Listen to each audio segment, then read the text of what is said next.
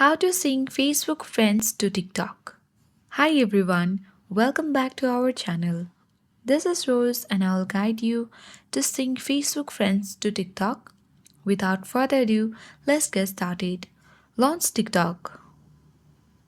Make sure to sign into your account. Proceed by tapping profile icon at bottom right corner of your screen.